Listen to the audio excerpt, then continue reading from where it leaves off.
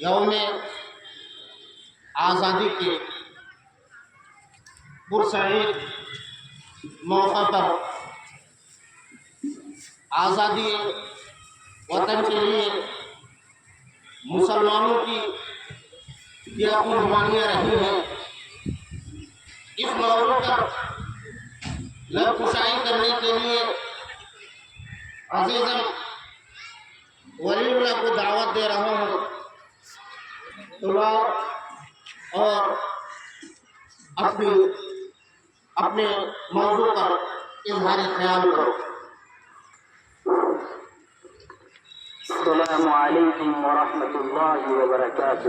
وعلیکم السلام ورحمۃ اللہ وبرکاتہ۔ نحمده ونصلي على رسوله الكريم، أما بعد، أعوذ بالله من الشيطان الرجيم، بسم الله الرحمن الرحيم، يا قوم ادخلوا الأرض المقدسة التي كتب الله لكم ولا ترتدوا على أدباركم فتنقلبوا خاسرين.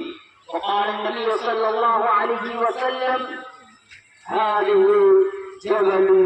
هذا جبل يحبنا ونحبه۔ مدرسہ قمرود ہدیٰ رحصور کی معزز اراکین اور مشفق اساتذہ کرام اور دور دراز سے آئے ہوئے مہمانان گرامی اور مدرسہ حاضرہ کے طالب علم بھائیوں اور بہنوں، میں جس موضوع کے تحت آپ لوگوں کے سامنے حاضر ہوا ہوں وہ ہے ہندوستان کی آزادی میں مسلمانوں کی قربانیاں۔ سامعین کرام، آج ہم 79ویں یوم آزادی کے جشن منا رہے ہیں، جس وقت ہم آزاد ہندوستان میں جی رہے ہیں، کیونکہ 15 اگست 1947 کو ہمارا ملک ہندوستان یوم غلامی سے آزاد ہوا اور 26 جنوری 1950 کو ہمارا ملک ایک جمہوری ملک بنا۔ بابا صاحب امبیڈکر نے مسلسل 200 سال قربانیوں کے بعد آزادی کا یہ دن ہمیں دیکھنا نصیب ہوا۔ سامعین کرام، بھارت کا چپا چپا خون سے لال ہے۔ آزادی تک لاکھوں افراد، علماء، عوام و خواص نے جان و مال کی قربانی دی ہے۔ انگریزوں نے مسلمانوں کو پھانسی کے پھندوں پر لٹکایا، کالا پانی میں برسوں تک قید رکھا۔ سامعین کرام، کالا پانی میں برسوں تک قید رکھا اور مسلمانوں کی مال جائیداد زمین چھین لی اور عید کے دن صادق پور کے پورے بستی پر بلڈوزر چلائے گئے۔ معزز سامعین، ملک کی آزادی میں مسلمان ہی سب سے پہلے آگے بڑھ کر اپنی جان و مال کی قربانی دی ہے۔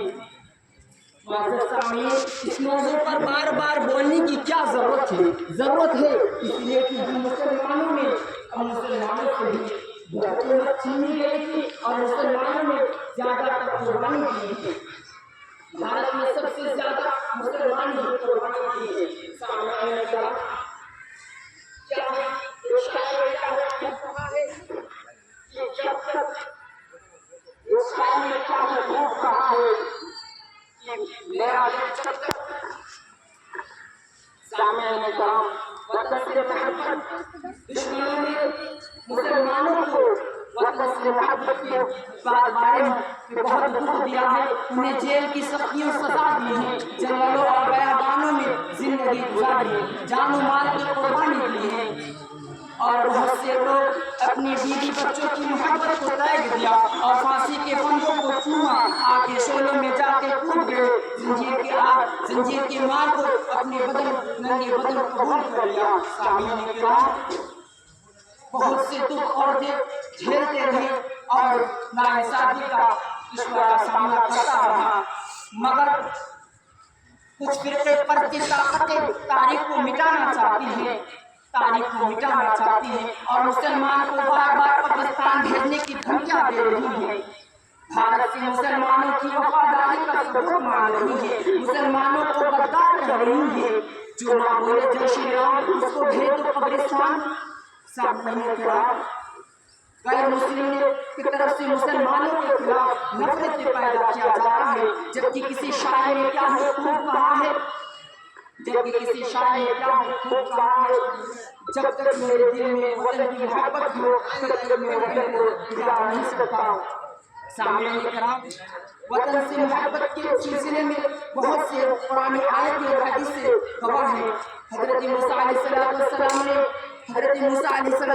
نے اپنے قوم سے اپنے محبوب شہر فلسطین میں داخل ہونے کے لیے کہا۔ اللہ رب العالمین نے فرمایا، یا قوم ادخلوا الارض المقدسة التي كتب الله لكم ولا ترتدوا على فتنقلبوا خاسرين۔ حضرت موسیٰ علیہ السلام نے اپنی قوم سے کہا، اے میرے قوم، اس مقدس زمین فلسطین میں داخل ہو جاؤ جو اللہ رب العالمین نے تمہارے نام لکھ دی، اور اپنے پیٹ کے بل گردانی نہ کرو، اپنے پیٹ کے بل گردانی نہ کرو۔ سامعین کرام، وطن ہندوستان مسلمان کا بھی ملک ہے، ہم مسلمان کا بھی ملک ہے۔ ہم بائی چانس ہندوستانی نہیں بلکہ ہم بائی چانس ہندوستانی ہیں، ہم بائی بارس ہندوستانی ہیں، ہم بائی ڈیتھ ہندوستانی مسلمان ہیں۔ مرنے کے بعد ہمیں ہندوستان کی مٹی میں جانا ہے۔ ہمارا جب تک ہم زندہ رہیں ہمارے دل میں ہندوستانی ترنگا بلند رہے، اور جب ہم وفات میں ہندوستان کی مٹی میں چلا جائیں گے، ہم کہیں بھی رہے کہ ہمارا دل ہندوستانی ہے، دنیا میں ہمارا گھر ہندوستان ہے، اور مرنے کے بعد قبرستان۔ آخر میں شیخ کے ساتھ اپنی تقریر کو ختم کرنا چاہتا ہوں۔ قربان دین و جان اس خاک وطن پر، ہم دولت و شہرت کے طلبگار نہیں۔ تم دیکھ لو آزادی کی تاریخ اٹھا کر، تم دیکھ لو آزادی کی تاریخ اٹھا کر، ہم لوگ وفادار ہیں، غدار نہیں۔ السلام علیکم ورحمۃ اللہ وبرکاتہ۔